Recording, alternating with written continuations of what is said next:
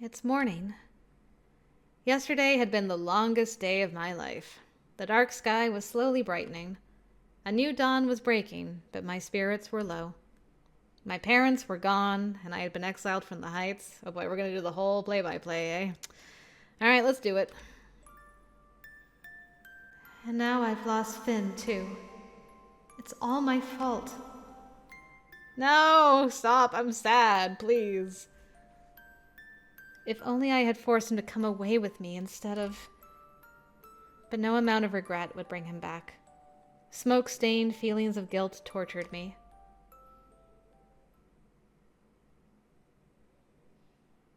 One life isn't worth more than another, and anyone in danger deserves to be saved. That's what I believed, and what I'd convinced Finn to believe too. And yet here I was, comparing his life to Sachsen's of all people. But it wouldn't do any good. Oh, you're awake. Good morning, Cyrus. Adage, is Sachsen... I said good morning.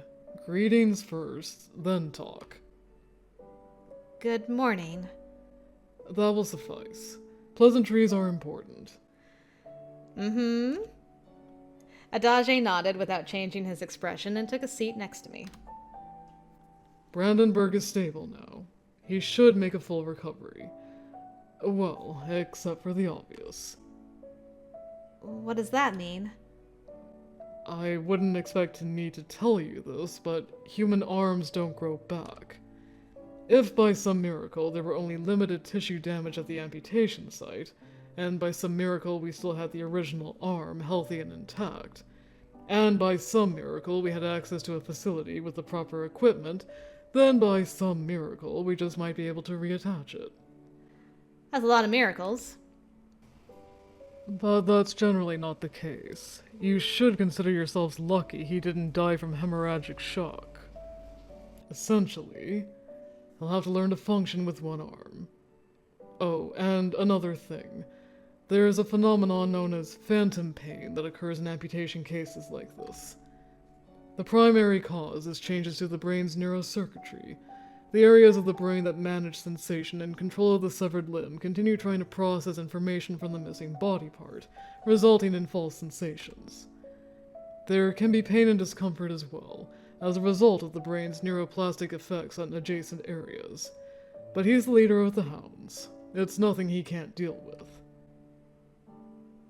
Is it stressful for you performing such a serious operation? Huh? What do you mean?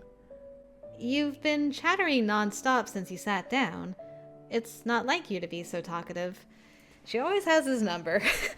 I was just thinking that. I'm like, he's going into this long-winded medical mumbo-jumbo. And she called him out immediately. How would you know if it's like me or not? You don't know anything about me. Adage retracted his outstretched legs and wrapped his arms around them. Then he buried his face in his knees and breathed slowly. Aww! Adage. It was a major operation to be woken up in the middle of the night for. Maybe I'm just in a good mood because it was successful. And I guess operating on the Hound's commander is enough to make even me nervous. Adage suddenly looked up as if something had caught his attention and quickly stood. As I watched him brush the dust from his clothes, I stood too. What is it? I think we have company. Oh. By the way, I forgot to tell you last night. Good evening. Good evening. Huh? Now you say it. Good evening. Good evening. That'll do. Let's go.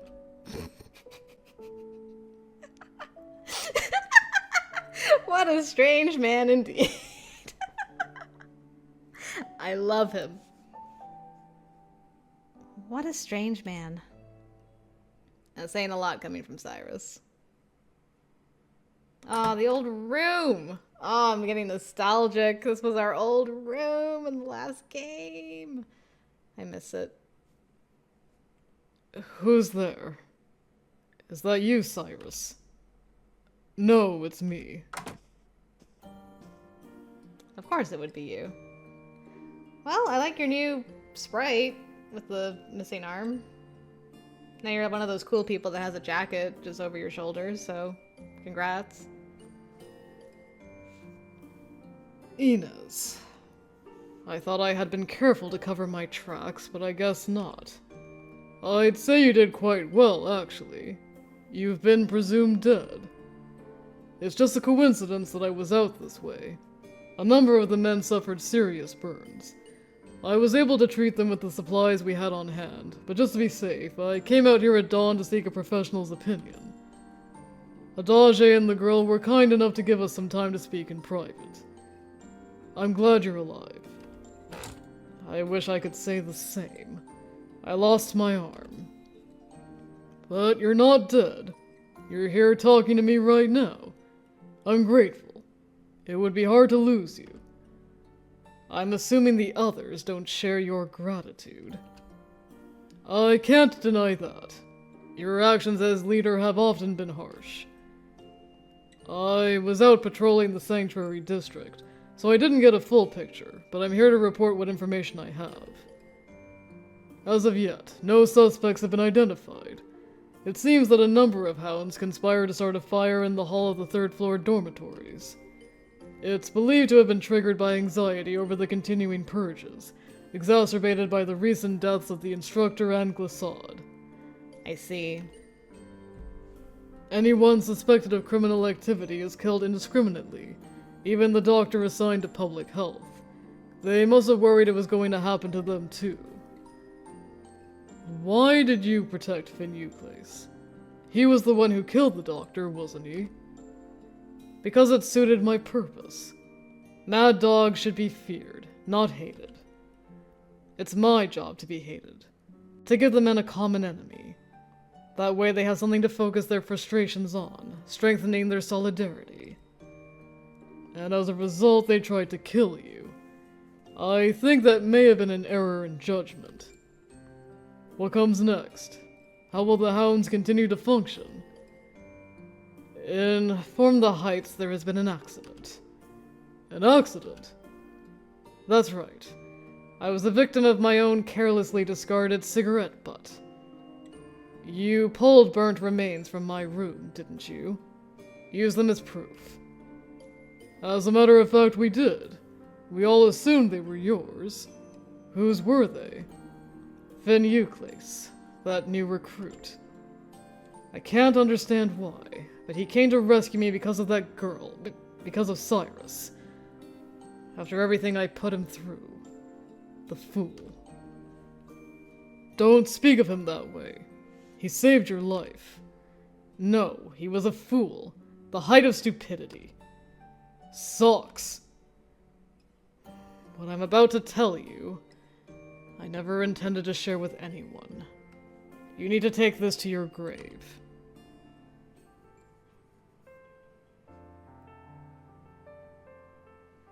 He stayed behind in my room after he found me. He could have easily come with me, but instead he chose to die. Why would he? Resolve, he said. He hated me so much that he wanted to kill me, but his lady friend didn't feel the same. He didn't know how long he could restrain himself as long as I was alive, so he chose to die rather than let her down. What kind of resolve is that? It's just a weak heart, if you ask me. Dogs are meant to be used up until they're dead. They don't need hearts. If only I had trained him better. But anyway, there's no point in rehashing all that now. Death is the end, and dead men tell no tales. And the living will have their way with them until they're satisfied. Why did he die? Did it have to end this way? We'll keep on speculating wildly until they find a reason they can accept. No one but the dead know the truth. About the future of the hounds. Blame the dead me for everything. That should smooth over any lingering issues. You'll take charge as commander. This is where I make my exit. What do you intend to do? It hasn't even been 24 hours. I don't know yet. I see. I'll miss you. You would. Honestly, you should be relieved. I don't regret any of my actions. I did the best I could. I created an organization that doesn't yield to prisoners or the people of the depths, and it's still standing.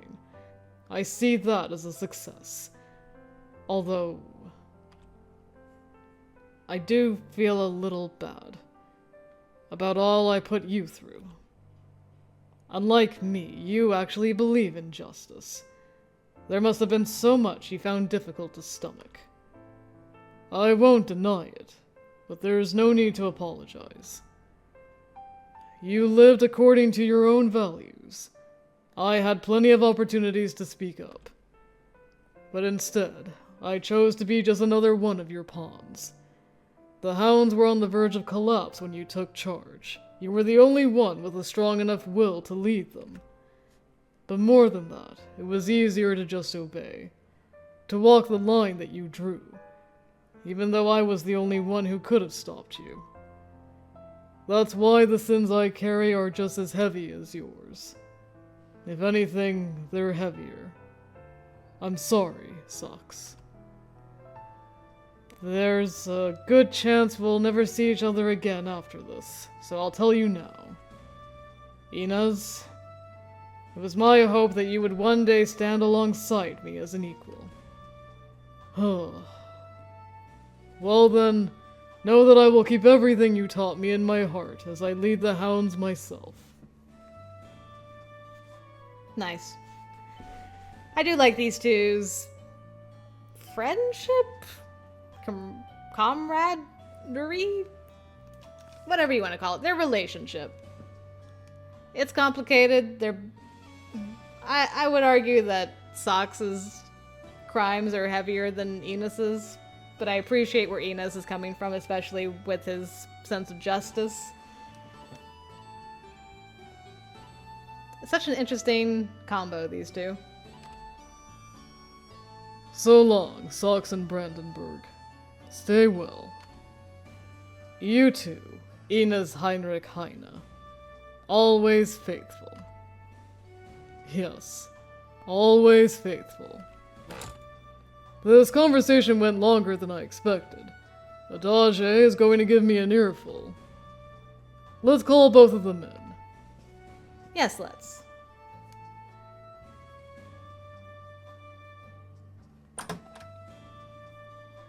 Oh, Serena's. Are you finished in here? Yes. Sorry for taking so long. You certainly should be. It's absurd to be barred from entering one's own home. I don't think I was stopping you. Anyway, I've said everything I had to say. I'll excuse myself now. All right. Goodbye, Serena's. Yeah, I guess Sachs has got to go into hiding somewhere where no hounds are going to see him. So, at least Liberalitas, if not further. What did you and Serena's talk about? You can't even give me 2 seconds before sticking your nose in. You're the most ill-mannered girl. Nothing, really. Nothing important. We just talked about the future of the hounds. The future, huh? And what about your future? Just so you're aware, I have neither the compassion nor obligation to allow you to stay here, given the extenuating circumstances. I'd like you to be gone as soon as possible. I haven't given it any thought yet, but I'm planning to leave the Sanctuary District. Too many people here know me. So you're going into the depths? Hardly. I would rather die than associate with those people. Okay. Okay. So, are we going to Cainabel then? So dying in a ditch it is, then, rendering all my efforts meaningless. Perfect. And to think how much skill that operation required. Poor Adage. Who should I send the bill to? You? I don't have any money. That just leaves you. You think I have any? Take it up with Ines. He'll gladly pay. I certainly hope so. Do you think I can still catch him? Probably. He literally is like, I gotta... He's actually running.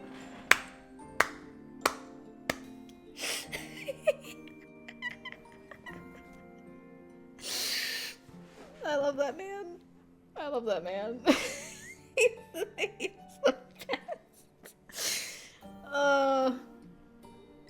He's actually running. Good luck, Adage. You don't really intend to go die in a ditch, do you? What's your plan? I'm going to the edge. The edge? I've taken a horse out into the waste for my own amusement before, but all I found there was a dense fog surrounding the depths. I thought I might try to discover what lies beyond that fog. After all, I've got nothing better to do. He really is going to Cainabel. Well, dang. Okay. All roads lead to Cainabel in the fan disc. Beyond the fog. What do you think is out there? How should I know? That's the reason I'm going, stupid. I don't really care. Even if there's nothing but a steep cliff waiting for me. Even if one wrong step sends me to certain death, that's fine with me. My life belongs to me alone. I'll live as I please and die as I please. He's in a fine mood, considering he was run out of the hounds. No. He was not run out of the hounds. Someone attempted to murder him in a fiery blaze. I guess he wouldn't have been much of a commander if he didn't handle adversity well. To be honest, I wasn't sure where I should go from here either. Returning to the Heights didn't seem like an option. Thankfully, I had a place to live, but there was no real reason for me to stay in the Sanctuary District. Dang. Let me go with you. Huh? I won't take no for an answer. If that's okay. Her resolve crumbled immediately. You're terrible at this. If you want to sound tough, don't undercut it. I can't help it. I'm not used to asserting myself the way you do.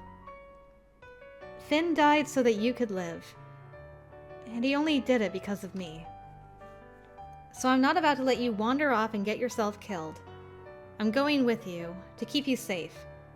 I expect you to live a long time, so his sacrifice was worth it. And another thing. What's that? Once I'm gone, I expect you to miss me, to mourn me. I'll spend my life making you understand the weight of death. Okay, girl. I mean, sheesh, that's heavy, but alright. I mean, if that's your version of saying I love you, then fine. I already understand the weight of... Well, whatever. As of right now, I'm nobody, and I have nothing. I suppose I can keep you around for entertainment. You want me to mourn, huh? Then give me a reason to. Or at the very least, don't bore me, alright, Cyrus? This is a toxic relationship.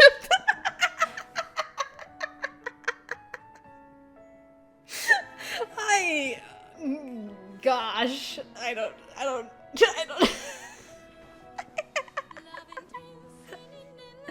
Oh, Lavender's Blue. I haven't heard this in ages. Is it remixed slightly? I think it is. That gets me nostalgic as heck. But, gosh. Okay, I mean...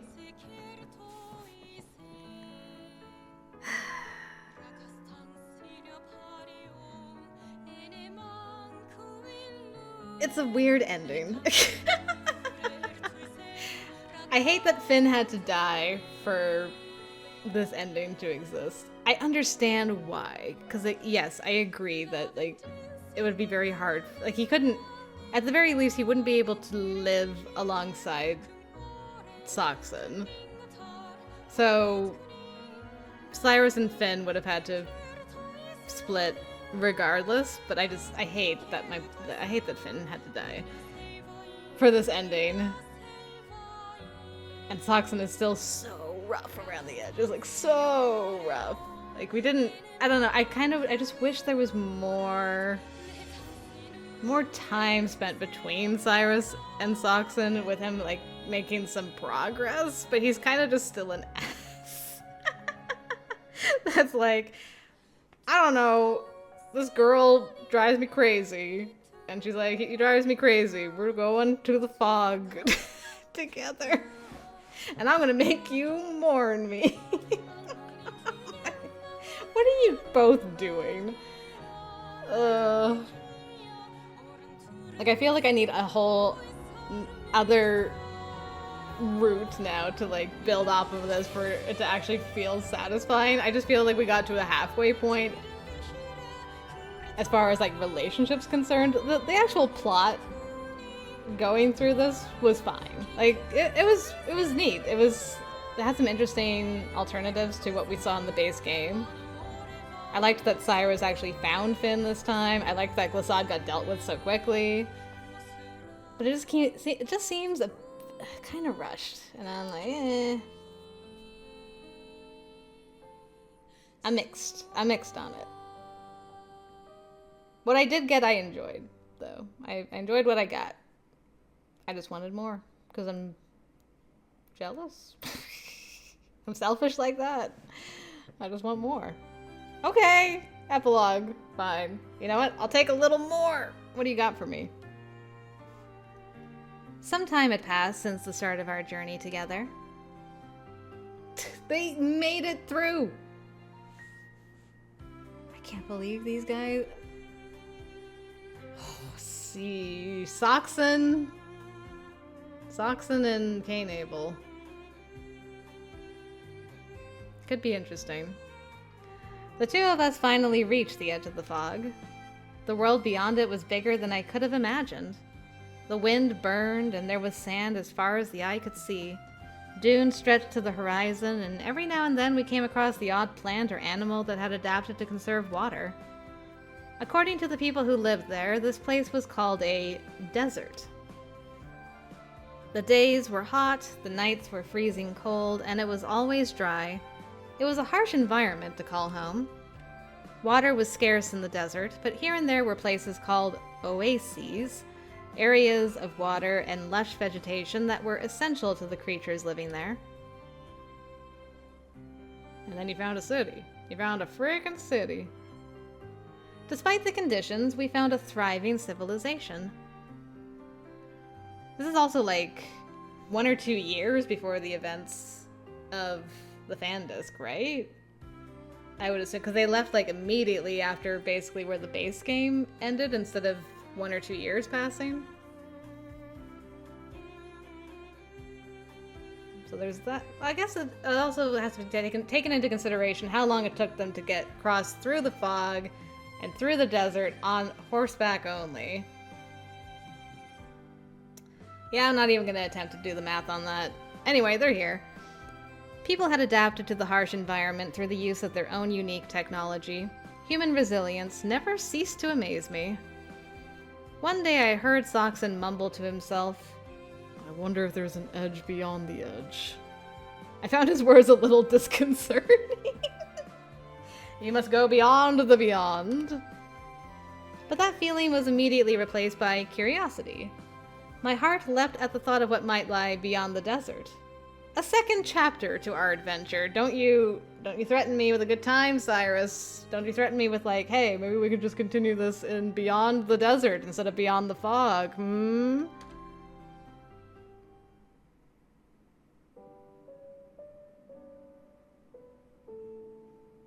I swear, they're setting up a sequel on this, I'll lose my mind. You guys have got to start changing into desert-appropriate attire, though. I just read, are we there yet? What do you mean, are we there yet? Where's there? Are we there yet? The sun was about to sink beneath the horizon. It wouldn't be long before the hot winds turned frigid. I was hoping we would make it before nightfall. We've gone far enough for today. Let's set up camp. All right. I glanced over at Sachsen to see him rubbing his stump. Does it hurt? Same as always. Phantom pain. It was one of the things Adage had warned me about. Whenever I showed concern, Sachsen always acted like it was nothing. I couldn't tell if he was just putting on a brave face for my benefit. He'd probably tell me if it got really bad. Bickering with each other had become a daily routine, but I felt like we were developing a relationship based on trust, too. Okay, thanks for the time passed. Trust me, bro. They developed a relationship. Trust. It moved beyond just bickering. There's still bickering, but there's also trust. Okay, but I would have liked to have seen the trust build, you know, just saying, you know. If you ever want to show how the trust built, I'd be down for that. I've gotten used to camping like this. I had never been taught how before, so at first I had no idea what to do. But after a few nights, I started getting the hang of things. It wasn't that hard after all. Sachsen rested in the shade of a tree as he watched me make camp. You look just like a servant doing that. A servant? I was momentarily stunned by his words, but quickly regained my composure. Before, I would have tried to argue with him about it. But I knew now from spending time with him that it wasn't an insult, he was just making an observation. Well, can he observe a little less insultingly? Even if I would have preferred he kept some observations to himself. I love that. It would probably be pointless to ask, though. Girl, that is a loaded question. Whoa. Whoa. Cyrus. Ooh. All right. That's spicy. If I'm a servant, then does that make you my master? I think you're catching on. He smiled proudly, and I couldn't help but smile back. I think she's been conditioned, guys. I think she spends too much time with him. She's been conditioned. The two of them smiling at each other on a camping trip is just like such a weird thing for me to envision. It's just really weird. I gotta like get my brain wrapped around that. I wonder if it's really okay for us to be enjoying ourselves like this. My heart went suddenly cold at the thought. Both of us were living with pain from the past. Our happiness had been built on the suffering of others. Shouldn't we be suffering too? It didn't sit well with me. It's the age-old, like, hey, you know, survivor's guilt, we should probably be suffering, but then if you're suffering, doesn't that make the suffering of those before mean less because, like, their sacrifices resulted in you not being happy? Ugh. I let out an involuntary sigh, I guess, instead of involuntarily, as if all the emotions swirling around my heart were trying to escape. Come here, Cyrus. Huh? I said come to me. But I'm still making camp. It's fine. Just get over here. You're so pushy. I stopped what I was doing and reluctantly joined Sachsen. I stood there facing him, and just as I was about to ask what he wanted, he grabbed me and pulled me close. Before I could recover from my initial surprise, he twisted me around and embraced me from behind.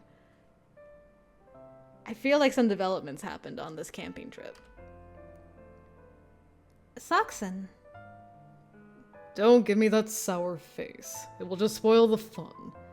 I've told you countless times, but you still don't seem to get it. Was that a sword or a gun cocking? What was that? You want me to mourn you when you're dead, right? Try harder then, girl. I felt something cold against my throat. It was the dagger he kept for self-defense. What is happening? is a lot. This is a lot. I could kill you right now, and I wouldn't shed a single tear. I gulped, causing the dagger to tremble slightly. Are you going to try? Would you like me to? I heard a dull thud to the side. I looked to see a scorpion on the ground beside us, impaled by Sachsen's dagger. That's a neat trick. A merchant told me they're tasty when fried. Personally, I wouldn't eat one if my life depended on it. We don't have the luxury of living in the past. Our top priority is to make it through tomorrow, and the next day, and the next, so we can get to the other side of this desert. You're stupid and clumsy. Just focus on survival for now. Stupid and clumsy? Isn't that a little much? It is what it is. Sorry to offend you, princess. I'm hungry. Go get dinner ready. You are the worst!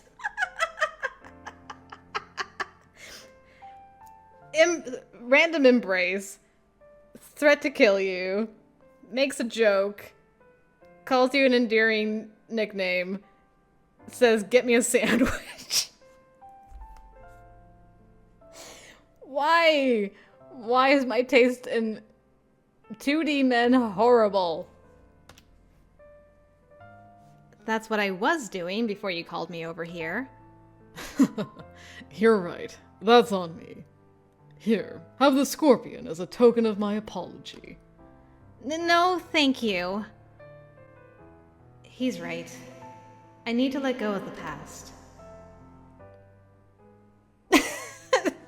And then we snuggled all night long. The end. I think I'm actually dizzy from this ending. I resolved to live my best life, to honor those who were gone. I couldn't let myself wallow in regret anymore. I would keep their memories in my heart and continue onward. I would do my best to survive in this uncertain world. I didn't know what awaited us beyond this endless desert, but I wouldn't stop. I would keep moving forward. That was how I would honor the dead and give my life meaning. I would hold their dreams in my heart and forge a new path, all while praying that the future we built would be the foundation for someone else's hope. Delightful. A new episode's been unlocked. Love that for me. I did say I wanted a little bit more. Do I dare to dream? I need to check this. Do I dare dream a dream?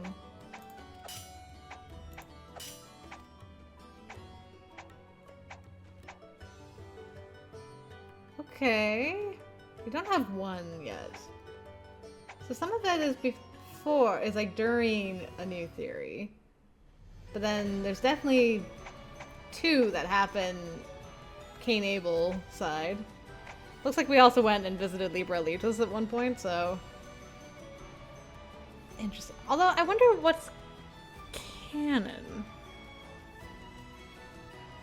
Because I assume if we're gonna get like a Finn ending, he's not gonna die every ending, right?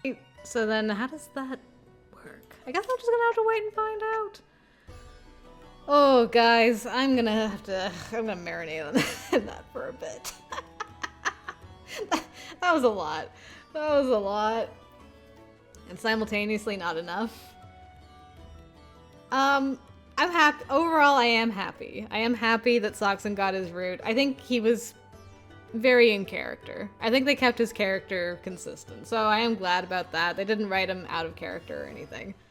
So that was good. But I'm gonna have to sit with that for a bit and get my thoughts in order for a later date. But anyway, we're gonna take a break from Steam Prison. We're done again. So back to Crimson Flower, and we're gonna be doing all the boys now because I got Epilogue Take 2 edition over there. So hopefully I'll see you there for that. Otherwise, I'll see you when we come back to do Finn's endings in a new theory. Thanks again for watching. Until next time, I will see you later.